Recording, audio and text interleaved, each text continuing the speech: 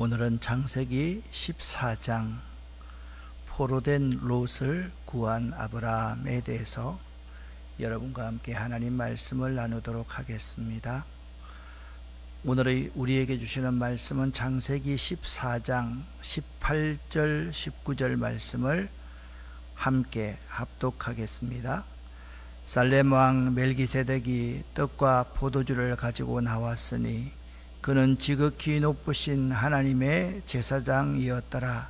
그가 아브라함에게 축복하여 이르되 천지의 주제이시요 지극히 높으신 하나님이여 아브라함에게 복을 주옵소서. 아멘.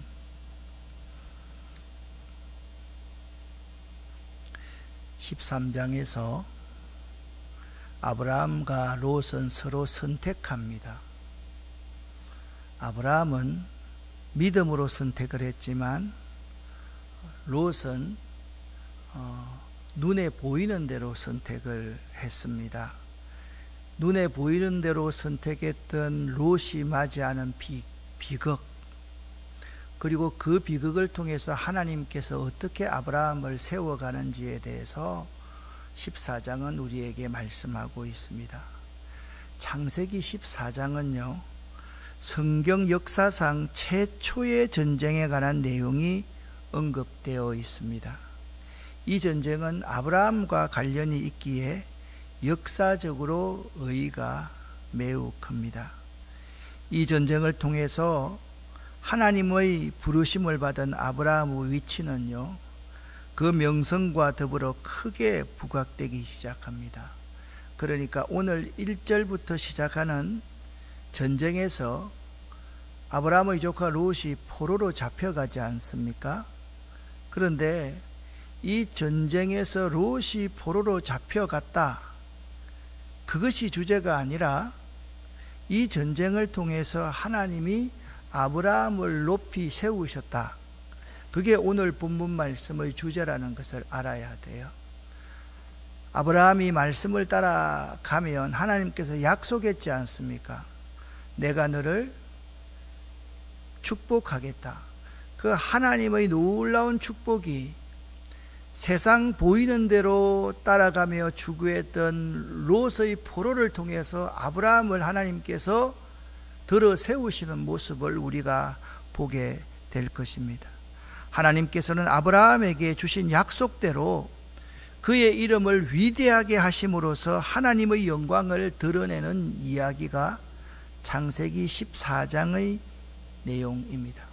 오늘 1절부터 12절은 말씀드렸듯이 주변 나라의 전쟁으로 아브라함의 조카 롯이 포로가 되는 이야기가 기록되어져 있습니다.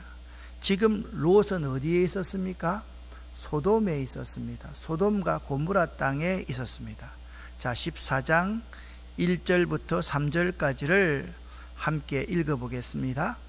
당시 시날 왕 아브라벨과 엘라살 왕 아리오카, 엘람 왕 그돌라오멜과 고임 왕 디다리, 소돔 왕 베라와 고모라 왕 비르사와 아드마 왕 사납과 스보임 왕 세메드벨과 벨라 곧 소알 왕과 싸우니라. 이들이 다 시딤 골짜기 곧 지금의 염해에 모였더라. 아멘. 창세기 14장은요 9개의 왕들이 9개의 아주 소부족 국가들의 연합 전쟁 이야기입니다. 이 연합 전쟁은 아브라함과 롯과 관계된 전쟁이기 때문에 우리가 더욱더 주목을 해야만 합니다. 하나님 아래에서 살아야 할 롯이 소돔 땅 고모라 땅을 선택한 결과 때문에 불신앙적인 선택의 삶의 결과를 보여주시는 말씀입니다. 그러니까 여러분 13장에서 믿음을 따라 선택했던 아브라함이 손해보는 것 같은 선택이었습니다. 보이는 곳을 따라 선택한 롯이 성공한 선택인 것 같습니다. 롯이 이렇게 고백합니다. 애굽 땅과도 같았다. 그 정도로 롯이 선택한 소돔 땅은 참으로 좋은 땅이었습니다. 풍성한 땅처럼 보였습니다.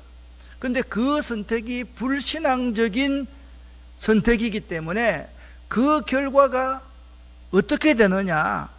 자, 오늘 사건은요, 바벨론 즉 메소포타미아 전 지역을 통치하는 시날 땅 왕을 중심하여서 이제 지금 우리가 지금으로 말하면요, 예루살렘 근처에 조그만한 나라들이 너무 과한 조공을 요구하니까 우리는 더 이상 이 조공을 못 드리겠소. 그렇게 하자. 자, 강한 나라 5국가가 가만히 있겠어요? 전쟁하자. 니네들 거 다 빼앗아 버리겠다. 그래서 침략자 4왕이 있었는데 그 왕이 누구냐? 시날 왕이었고 엘라살 왕이었고 엘람 왕이었고 고임 왕이었습니다. 이 4나라가 바벨론 제국의 힘을 가진 함의 후예에 속한 부족들, 이런 가나안 남부 시나이 반도에 살고 있는 부족들이었습니다. 그리고 침략을 당한 5왕은 그렇습니다. 여러분, 저 창세기 14장에서 9나라, 이거는 그렇게 중요한 게 아닙니다. 예, 중요한 게 아니지만 여러분의 이해를 위해서 제가 상세하게 설명을 드리는 거니까 그냥 9나라가 있었다. 롯이 소돔 땅에 거할 때 전쟁이 일어났다. 그 전쟁의 원인은 못 사는 나라들이 강한 나라들에게 조공바치기를 거부함으로 말미암아 일어났다. 그런데 소돔 땅에 있던 롯이 포로로 잡혀갔다. 그 정도만 여러분 알고 있으면 되는 내용입니다. 침략당한 5왕은 소돔 왕, 고모라 왕, 아드마 왕, 스보인 왕, 소알 왕, 이 5나라 왕이 이제 조공을 거부한 못 사는 나라들이었습니다. 그 내용을 쭉 보면 이제 이런 지도가 있는데, 여러분 이 지도를 지금 이 벌어졌던 이 이야기가 어디에서 벌어졌느냐? 바로 여기 갈릴리 호수가 있고 여기 요단강이 있고 사해가 있잖아요. 바로 이 지역에서 지금 전쟁이 벌어졌다. 그 정도만 여러분 알고 있으면 되겠습니다. 아브라함의 조카 롯은 침략을 받은 남쪽 소돔 지역에 살고 있었는데요, 롯이 이 전쟁의 피해자로 포로가 되었습니다. 롯 자신도 포로가 되었고 롯의 아내도 포로가 되었고 롯의 여러 종들도 포로가 되었고 롯의 자녀들도 다 포로가 되었고, 그리고 롯의 모든 재산도 다 빼앗겨 버렸다. 그 롯이 이런 비극을 당했을 때 인간적인 선택, 보이는 쪽을 선택하고 믿음이 없는 쪽을 선택한 롯이 이렇게 당했을 때 아브라함이 롯을 구원해냅니다. 어떻게 구원해내냐? 11절 12절 말씀을 읽어보면 이제 구체적인 내용들을 알 수가 있습니다. 함께 읽어보겠습니다. 그돌라오멜과 그의 군대는 소돔과 고모라 사람들의 모든 재산과 음식을 빼앗았습니다. 그들은 소돔에 살고 있던 아브라함의 조카 롯도 끌고 갔습니다. 그들은 롯의 재산도 다 가지고 갔습니다. 아멘. 여기 중요한 게 11절 12절입니다. 왜 롯이 소돔과 고모라 땅에 살고 있었는가? 자기는 항상 자기에게 이익되는 쪽을 선택한 거예요.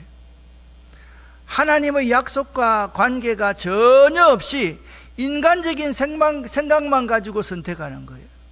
아브라함은 보이지 않는 것을 바라보면서 믿음으로 선택했는데 롯은 보이는 것을 선택했습니다. 이 결과는 그들은 롯의 재산도 다 가지고 갔습니다. 이 재산 가운데 아내도 자식도 그리고 종들도 그리고 모든 많이 이루었던 재산들도 다 날아갔다, 그렇게 말씀하고 있는 것입니다. 자, 여러분 같으면 괘씸하잖아요. 아니, 조카가 자기 따라와서 부자 됐는데 선택하자 그러면, 아니, 삼촌이 먼저 선택하십시오. 삼촌 선택하고 나면 제가 삼촌 따라가겠습니다, 이 정도 말하면 될 터인데 아주 당돌합니다. 아브라함이 말할 때 네가 이쪽 하면 내가 이쪽 할게, 네가 먼저 해. 그러면 이 양보지심이라도 좀 있어야 될 건데 그런 거 없이 그냥 딱 보이는, 소돔과 고모라 지역이 참 물도 넉넉하고 농사짓기도 참 좋고 그 다음에 목축하기도 너무 좋은 애굽과 같은 땅이로구나, 하나님의 동산 같은 땅이로구나. 요즘 말하면 뭐냐면 꼭 에덴 동산 같은 땅이고 애굽 같은 그러한 땅이로구나, 그렇게 선택했습니다. 그런데 아브라함은요, 조카 롯이 포로로 잡혀갔다는 소식을 듣고 행동하기 시작합니다. 13절부터 16절까지, 16절을 보면 결론이 나와 있습니다. 쉬운 성경으로 한번 읽어보겠습니다. 그때 도망쳐 나온 사람 하나가 히브리 사람 아브라함에게 와서 그 사실을 알려주었습니다. 그때 아브라함은 아모리 사람 마므레의 큰 나무들 가까이에 장막을 치고 있었습니다. 마므레는 에스골의 형제였고 아넬과도 형제 사이였습니다. 그들은 모두 아브라함을 돕기로 약속한 사람들이었습니다. 아브라함은 자기 조카 롯이 사로잡혔다는 소식을 듣고 그의 장막에서 태어나 그가 훈련시킨 사람 318명을 이끌고 단까지 뒤쫓았습니다. 그날 밤에 아브라함은 자기 부하들을 나누었습니다. 그들은 상대편 군대를 공격했습니다. 아브라함의 부하들은 그들을 다마스커스 북쪽의 호바까지 뒤쫓았습니다. 아브라함은 그들이 빼앗아간 재산을 모두 되찾았습니다. 자기 조카 롯과 롯의 모든 재산을 되찾았고 여자들과 다른 사람들도 되찾았습니다. 아멘. 보이는 것을 따라, 물질을 따라 소돔성으로 간 롯은 전쟁을 맞아 포로가 되고 말았습니다. 그의 모든 것이 다 날아가 버렸습니다. 이 소식을 들은 아브라함은 즉시 자신이 길러낸 318명의 군사를 거느리고 야간 기습작전을 감행하여 적군들을 쳐부수고 롯을 구해냈습니다. 여기 적군들은요, 그 시대 바벨론 세력, 메소포타미아 세력을 등에 업은 4개의 연합국이었습니다. 그들은요, 굉장히 강한 군사를 가지고 있는 나라들이었다라는 거예요. 제가 말씀드렸지요. 이 전쟁 때문에 누가 높아졌다고요? 아브라함이 높아집니다. 그러니까 이 전쟁으로 인해서 아브라함의 명성이 그 주변 모든 나라에 퍼지게 된 거예요. 저 사람이 누구지? 아브라함이라는 사람이 이제 이름이 알려지기 시작합니다. 그런데 아브라함은 족장인데 누구의 조상입니까? 이스라엘의 조상 아닙니까? 히브리인들의 조상 아닙니까?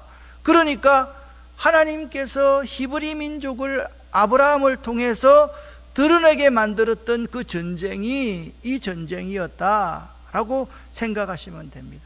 아브라함은요, 여기 보면 이렇게 말합니다. 평소에 여러분, 우리가 한 가지 알아야 될 게 있어요. 전쟁을 하면 안 됩니다. 맞죠? 전쟁하면 안 되죠. 전쟁하면 이겨도 우리도 망합니다. 이기면 뭐 합니까? 우리도 안 맞을까요? 우리도 수없는 사람이 죽습니다. 근데 뉴스에는 우리가 죽는 이야기는 잘 안 나옵니다. 우리가 이겼다는 이야기만 나옵니다. 이기면 우리 자녀들, 우리의 모든 재산들이 다 날아가는데 얼마나 힘들겠습니까? 그렇기 때문에 전쟁을 억제하기 위해서 참 필요한 게 뭐냐? 대비하고 준비하는 겁니다. 그러니까 롯이라는 조카는 평소에 믿음으로 살지 않고 이 세상을 바라보고 살았기 때문에 대비 준비라는 것이 아예 없었습니다. 그런데 영원한 하늘나라를 바라보면서 믿음으로 살아가는 사람들은 항상 예비하고 대비하고 준비하게 되어 있습니다. 여러분들도요, 여러분 인생에서 평소에 훈련시키고 연습시킨 318명의 군사가 여러분 주변에 있으시기를 예수 이름으로 간절히 축원합니다. 이게 있어야 돼요. 이게 없으면 안 돼요. 이렇게 없으면 수없이 당합니다. 자, 여러분 보십시오. 13절 말씀을 가만히 한번 보십시오. 14절 바로 위에 이런 말씀이 있습니다. 그들은 모두 아브라함을 돕기로 약속한 사람들이었습니다. 그러니까 아브라함이 지금 어디에 있습니까? 마므레의 큰 나무들 사이에 장막을 치고 있었는데 그 주변에 있던 모든 작은 족속들이 아브라함과 동맹을 맺고 무슨 일이 있으면 아브라함의 318명의 군사와 더불어 우리도 함께 나아가서 당신을 돕겠습니다 라는 동맹을 맺었던 사람이라는 거예요. 여러분, 참 중요한 것은요, 이런 것이에요. 믿음을 따라가는 사람들은요, 그 주변에 따르는 사람들이 많아요. 그런데 인간적으로 선택하는 사람은 따르는 사람이 많은 것이 아니라 떠나는 사람이 많아요. 여러분에게는 따르는 사람이 많아요, 떠나는 사람이 많아요. 지도자들을 가만히 보면요, 따르는 사람이 많은 사람들은 항상 내가 손해보는 쪽을 선택해요. 그리고요, 밥을 사도요, 자기가 먼저 사요. 그런데 사람이 자꾸 떠나는 사람들은요, 밥 살 때 구두끈 메고 있고, 밥 살 때 화장실 가고, 인색하고, 손해볼 줄 모르고, 자기 것만 챙기고, 이런 사람들은 자꾸 사람들이 떠난다니까요. 여러분, 다윗 한번 보십시오. 다윗이 도망하는 자였습니다. 그런데 다윗 주변에 수없는 사람들이 몰려들기 시작했습니다. 다윗이 마침내 그 도망자의 생활을 하면서 다윗의 핵심적인 충복들이 바로 거기에서 다 나왔습니다. 그런데 사울왕을 한번 보십시오. 아들마저 마음이 자기에게 떠나 있잖아요. 왜? 자기밖에 모르기 때문에 그렇습니다. 아브라함은요, 318명의 훈련된 군사가 있었을 뿐만 아니라 주변에 있는 많은 종족들이 아브라함을 돕기로 맹세, 약속한 사람이 아브라함이었다는 거예요. 나는 여러분들이 아브라함처럼 이렇게 믿음을 따라가는 사람, 좀 손해도 볼 줄 아는 사람, 그리고 나를 생각하는 것보다 다른 사람을 먼저 생각할 줄 아는 사람 될 수 있기를 예수 이름으로 간절히 축원합니다. 318명의 군사에 대한 그림이 많이 없었어요. 쭉 찾아보니까 이게 이제 아브라함의 319명의 군사였대요.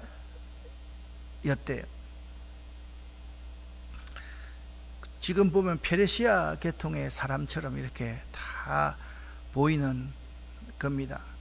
하나님께서 이 전쟁을 통해서요, 하나님의 부르심을 받은 아브라함의 위치를 크게 부각시키기 시작합니다. 사실 아브라함은 그렇게 보잘것없는 사람이었습니다. 흉년이 들었을 때 애굽으로 내려가 가지고요, 뭐라 그럽니까? 자기의 아내를 맞기는 맞죠. 누이라고 그렇게 속이면서 생명을 연장하려고 했던 사람이 아브라함입니다. 아브라함 겁쟁입니다. 남자로서 그렇게 매력 있게 막 호전적인 그런 사람이 아니었습니다. 그런데 하나님께서 아브라함이 말씀을 따라가고 어디를 가든지 제일 먼저 하나님께 제단을 쌓고 자기한테 손해보는 쪽을 선택하고 항상 평화를 구했을 때 하나님께서는 신실하게 아브라함을 향한 하나님의 약속을 바로 이 전쟁을 통해서 이루어 주신다라는 거예요. 이 그림이 아브라함이 318명의 군사를 데리고 가서 롯을 구해 왔을 때의 그림입니다. 자, 아브라함이 승리했습니다. 조카 롯을 구원해서 데리고 오고 있습니다. 그때 이런 일이 벌어집니다. 멜기세덱이라는 살렘 왕이 아브라함을 영접하러 나옵니다. 여기 여러분, 멜기세덱이라는 이름을 굉장히 중요하게 생각할 줄 알아야만 합니다. 오늘 본문 말씀에서 멜기세덱이 왜 이리 중요한지, 이 멜기세덱 가운데서 우리에게 임하시는 예수 그리스도의 그림자가 이 멜기세덱 가운데 그대로 나오고 있고, 히브리서 7장 앞으로 읽겠지만 히브리서 7장에 이 멜기세덱의 이야기가 아주 자세하게 예수 그리스도와 연관되어서 나오기 때문입니다. 14장 7절부터 20절까지를 이번에는 세번역 성경으로 함께 읽어보겠습니다. 아브라함이 그돌라오멜과 그와 동맹을 맺은 왕들을 처부수고 돌아온 뒤에 소돔 왕이 아브라함을 맞아서 사회 벌판, 곧 왕의 벌판으로 나왔다. 그때 살렘 왕 멜기세덱은 빵과 포도주를 가지고 나왔다. 그는 가장 높으신 하나님의 대제사장이다. 그는 아브라함에게 복을 빌어 주었다. 천지의 주제 가장 높으신 하나님, 아브라함에게 복을 내려 주십시오. 아브라함은 들으시오. 그대는 원수들을 그대의 손에 넘겨주신 가장 높으신 하나님을 찬양하시오. 아브라함은 가지고 있는 모든 것에서 열의 하나를 멜기세덱에게 주었다. 아멘. 여기서 이제 11조 이야기가 제일 먼저 이제 나오는 겁니다. 창세기 14장에 첫 전쟁이 일어나고, 그 전쟁에서 아브라함이 조카 롯을 구하고 돌아올 때 바로 멜기세덱을 통하여서 이런 일이 일어났다. 이 멜기세덱이라는 이름은요, 히브리어로 멜렉, 아비멜렉 하면 멜렉이라는 것은 왕이라는 말이거든요. 멜렉, 왕이라는 것과 채테크, 이렇게 정의, 공의 이런 뜻입니다. 그래서 정의의 왕, 의의 왕. 그러니까 예수님을 오실 때 뭐라 그럽니까? 정의의 왕, 공의의 왕, 그렇게 표현을 하지요. 그죠? 연관이 좀 있어집니다. 그죠? 이 멜기세덱이 다스리는 살렘이라는 뜻은 샬롬, 평화를 뜻하는 이름이 멜기세덱이라는 이름의 의미입니다.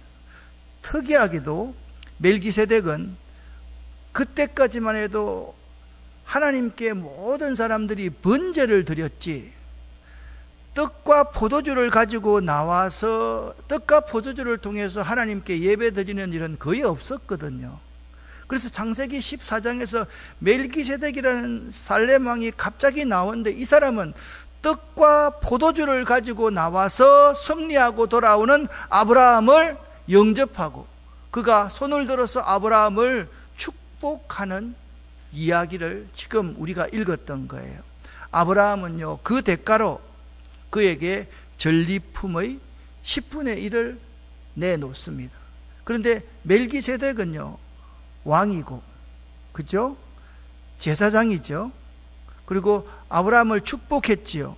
그 멜기세덱이라는 사람은요, 여기만 나타나고 그 다음에 히브리서 같은 데만 나타나고요, 많이 나타나지 않아요. 시작도 알 수 없는 사람, 끝도 알 수 없는 사람이 멜기세덱이에요. 그런데 여러분 가만히 한번 생각해 보세요. 예수 그리스도는 어떤 분이십니까? 우리에게 자기의 몸과 살을 내어주면서 떡과 포도주를 가지고 우리를 하나님 앞으로 인도하신 분입니다. 예수 그리스도는 알파가 되시고 처음이 되시고 나중에 되신 분이에요. 예수 그리스도는 어떤 분이십니까? 살렘 평화의 왕으로 우리 가운데 오신 분입니다. 예수 그리스도는 어떤 분이십니까? 우리 가운데 진정한 화목. 자, 아브라함이 멜기세덱에게 10분의 1을 드렸다. 여러분, 10분의 1이라는 11조가 있잖아요. 헌금이라고 처음부터 생각하지 마세요. 제가 항상 여러분에게 설명하지만 11조 이런 이야기하면 시험 드는 사람이 있어요. 근데 11조는 이런 뜻입니다. 10개 전부 다가 하나님의 것임을 고백하는 게 11조예요. 그러면 보세요. 10개 다 드리고 나면 우리가 못 살잖아요. 그러니까 10개 전부 다가 하나님의 것을 고백하는 이 하나를 온전히 10분의 1을 온전히 드리는 것이 뭐냐? 하나님의 주인 되심, 하나님이 내 인생의 전부입니다. 그래서 아브라함이 지금 멜기세덱 왕에게, 제사장이고 왕에게 떡과 포도주를 가지고 자기를 축복하는 그 왕에게 10분의 1을 드렸다는 것은 뭐냐면 이 전쟁은 제 힘으로 승리한 것이 아니라 하나님의 은혜로 승리하게 된 것입니다. 그 고백을 하는 거지요. 우리가 10분의 1을 드리는 것도 마찬가지입니다. 하나님, 내 인생 모든 것이 다 하나님 것입니다. 하나님이 내 인생의 주인입니다. 하나님이 내 인생의 전부입니다. 그래서 이 탐심, 우리 마음속에 있는 탐심, 자꾸 돈을 차지하려고 내 움켜쥐려고 하는 이 탐심을 깨뜨리는 것이 뭐냐? 이 탐심은 우상숭배거든요. 이 깨뜨리는 게 11조 아닙니까? 그래서 구약시대 제사장 중에 유일하게 떡과 포도주로 축복을 빈 제사장이 멜기세덱 한 분뿐이다.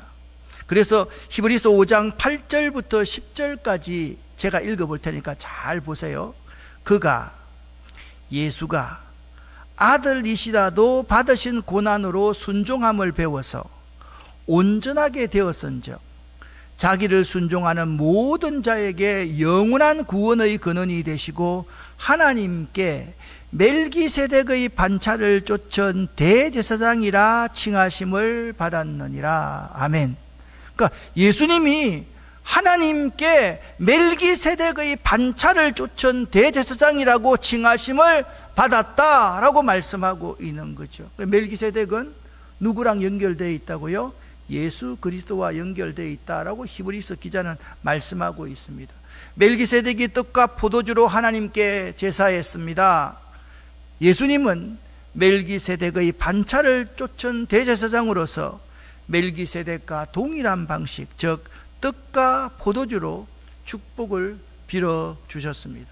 예수님은 유월절 성만찬 예식장에서 떡과 포도주를 가리켜서 이것은 너희를 위해서 흘리는 나의 피와 나의 살이다 라고 말씀하셨고, 그것을 통해 제3의 영생을 축복하셨습니다. 예수님은 당시 유대교 제사장들은 양과 염소, 소 등으로 제사를 드렸지만 예수님은 떡과 포도주로 생명의 축복을 빈 분이 예수님 뿐이었습니다. 유월절 떡과 포도주는 예수님이 멜기세덱의 반차를 쫓은 대제사장이라는 징표인 것입니다. 히브리서 7장은 계속해서 이렇게 말씀하고 있습니다. 함께 읽어보겠습니다. 이 멜기세덱은 살렘 왕이요 지극히 높으신 하나님의 제사장이라. 아비도 없고 어미도 없고 족보도 없고 시작한 날도 없고 생명의 끝도 없어 하나님의 아들과 방불하여 항상 제사장으로 있느니라. 아멘. 자, 히브리서 7장 1절부터 6절까지를 다시 한번 읽어보겠습니다. 이게 구약의 지금 창세기 14장의 내용이 아닙니다. 히브리서의 내용입니다. 읽어보겠습니다. 쉬운 성경입니다. 혹시나 피곤하고 힘들더라도요, 눈을 딱 뜨고 조금 졸리는 사람들은 졸지 말고 자지 말고 일어나서 정신 차리고 그렇게 쫙 들으시기를 바랍니다. 이런 류의 설교를 여러분 평소 때 주일날은 이런 설교를 못합니다. 수요일날 이렇게 합니다.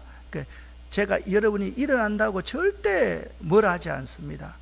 이분이 말씀 들으려고 발버둥 치는구나 그렇게 생각하죠.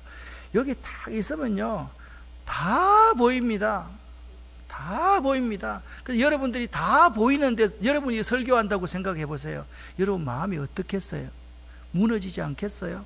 나는요 오래 설교하면서 무너지지 않는 법을 배워가지고 하기 때문에 참고 하는 거지요.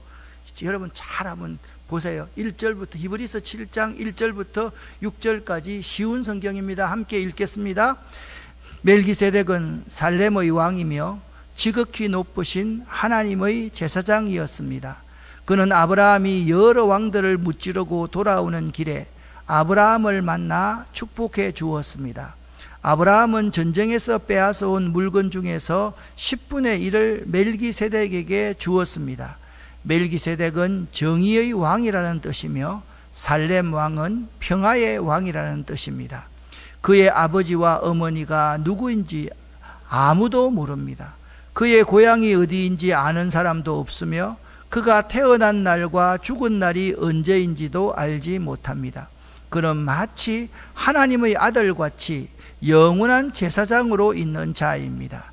그가 얼마나 위대한 사람이었는지 생각해 보십시오. 우리 조상 아브라함은 전쟁에서 이겨 얻은 물건 중 10분의 1을 그에게 주었습니다. 제사장이 된 레위 사람들은 율법에 따라 백성으로부터 10분의 1을 받을 수 있게 되어 있습니다.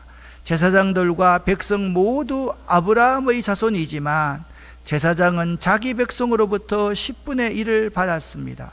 멜기세덱은 레위 지파도 아니었는데 아브라함으로부터 10분의 1을 받았습니다. 그리고 하나님의 약속을 받은 아브라함을 축복해 주었습니다. 아멘. 여러분 보십시오. 창세기 14장 이야기를 내용을요, 히브리서 기자는 그대로 히브리서 5장에서 히브리서 7장에서 똑같이 말하고 있다는 것은 이 멜기세덱이 성경에서 차지하는 비중이라는 것이 매우 크다, 그 사실을 알 수 있는 겁니다. 멜기세덱은 어떤 분이라고 그랬습니까? 영원한 대제사장입니다. 그리고 영원한 대제사장으로서 우리를 축복하시는 분이십니다. 예수님은요, 알파와 오메가가 되시는데 멜기세덱도 어디서 태어났는지 언제 죽었는지 아무도 모릅니다. 예수님은 우리를 위해서 물과 피와 살을 내어주신 분입니다. 멜기세덱은 아브라함이 전쟁에 이기고 돌아왔을 때 떡과 포도주를 가지고 아브라함을 축복해 준 사람입니다. 우리의 11조를 받은 우리의 주인이 되시는 분이 우리 예수님입니다. 이 그림은요, 아브라함과 멜기세덱의 만남, 피트 폴 루벤스라는 화가가 그린 그림입니다. 여기에 보면요, 1번과 2번을 이렇게 딱 말했는데, 이 멜기세덱이 아브라함을 맞이하면서 떡과 포도주를 가지고 나와서 아브라함을 영접했다. 그 그림이 피트폴 루벤스의 그림입니다. 피트폴 루벤스는 이렇게 생긴 사람입니다. 자, 21절부터 24절에 보면 이제 아브라함이 어떻게 행동하느냐에 대해서 우리에게 잘 나타내 주고 있습니다. 저는 21절부터 24절 말씀을 보면서 여러분들이 이렇게 경제에 대해서, 돈에 대해서 분명하면 하나님이 그 사람을 축복해 주신다, 그 사실을 여러분들이 배울 수 있으면 참 좋겠습니다. 이 이야기의 내용은 이렇습니다. 소돔 왕이 나와서 아브라함에게 말합니다. 우리 백성 가운데서 붙잡아 갔던 사람을만 다시 돌려주시고 그들의 재물은 아브라함 당신이 다 가지십시오. 그러면 아브라함이 얼마나 부자가 되었겠습니까? 그런데 아브라함이 거절합니다. 나는 하늘과 땅을 지으신 가장 높으신 하나님 여호와께 나의 손을 들어 맹세합니다. 나는 믿지 않는 당신의 것, 여러분이 소돔이 지금 누가 있던 곳입니까? 롯이 있는 곳 아닙니까? 세상의 상징 아닙니까? 풍요한 물질의 상징 아닙니까? 이 사람이 주는 것, 당신의 것은 23절입니다. 나는 당신의 것은 아무것도 가지지 않겠습니다. 나는 실오라기 하나도 신발끈 하나도 가지지 않겠습니다. 내가 세상에 기업하는 사람이 이렇게 말하는 거예요. 내가 아브라함을 부자 되게 만들었어. 그 말을 들으면 되겠습니까? 안 되겠습니까? 아니, 내가 목사님을 부자 되게 만들었어. 이런 말을 목사가 들으면 되겠어요? 안 되겠어요? 안 되지요. 누가 부자 되게 만듭니까? 하나님이 부자 되게 만드는 거예요. 사람이 부자 되게 만드는 거 아니에요. 그래서 우리가 조심해야 됩니다. 사람이 넙죽넙죽 주는 거 잘 받다가 그것이 우리를 망케 하는 일이라는 사실을 알아야만 합니다. 이 말씀을요, 우리 주의 종들, 앞으로 하나님의 교회에서 큰 일꾼이 될 사람들은 잘 새겨서 들을 수 있어야만 합니다. 내가 아브라함을 부자되게 만들었다는 말을 당신이 하지 못하도록 하겠습니다. 그게 아브라함의 대답이었습니다. 나는 나의 젊은이들이 먹는 음식 말고는, 그래 무슨 말입니까? 내 군사들 318명의 이 군사들이 먹는 음식 말고는 그 외에 아무것도 가지지 않겠습니다. 다만 나와 함께 싸움터에 나아갔던 아넬과 에스골과 마물의 목마른 그들에게 주십시오. 여기 누굽니까? 아브라함을 도와주겠다고 맹세했던 주변의 족속들, 그들의 몫은 챙겨주십시오. 그리고 나는 나의 318명의 그 젊은 군사들, 그들의 먹는 것만 받고 다른 아무것도 가지지 않겠습니다. 특별히 여러분, 당신이, 소돔 왕 당신이, 고모라 왕 당신이 나를 부자되게 만들었다, 그런 소리는 절대로 듣지 않겠습니다. 그것이 아브라함의 고백입니다. 여러분이 이런 고백할 수 있기를 예수 이름으로 간절히 축원합니다. 아브라함이요, 하란을 떠난 지 9년 후에 일어났던 일입니다.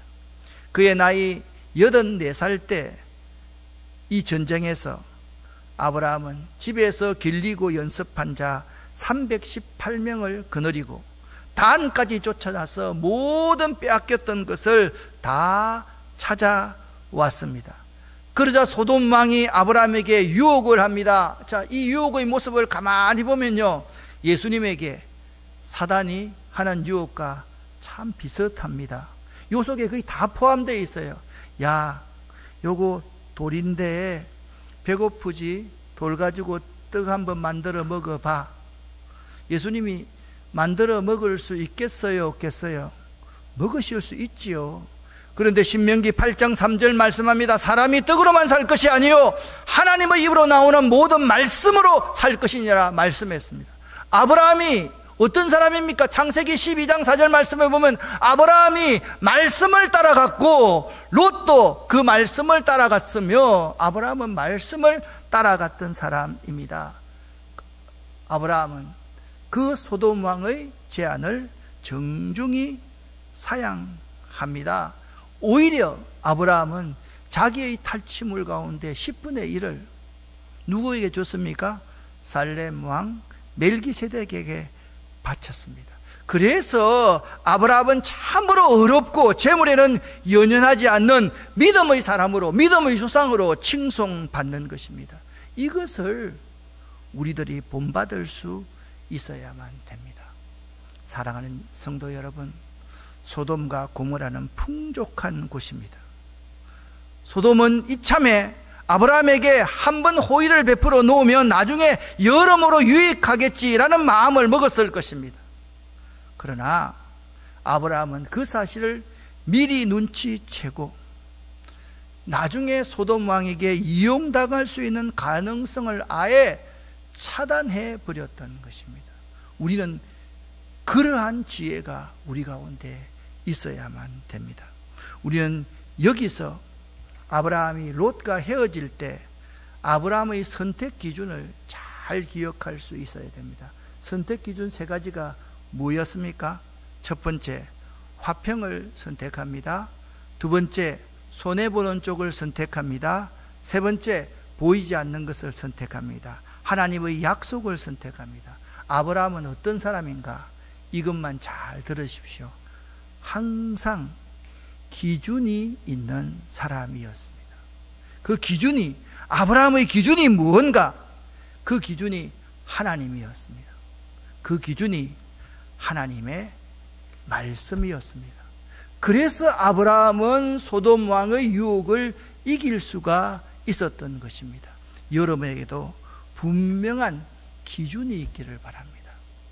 원칙이 있기를 바랍니다.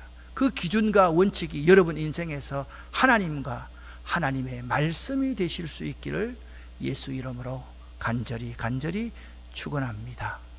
기도하겠습니다. 오늘 여러분과 제가 기도할 제목은 바로 이 한 가지입니다. 하나님, 내 삶의 기준이 하나님과 하나님의 말씀이기를 원합니다. 아브라함이 하나님 말씀을 따라갔던 것처럼 우리도 하나님의 말씀을 따라가는 사람 되기를 원합니다. 그렇게 기도할 수 있기를 바랍니다.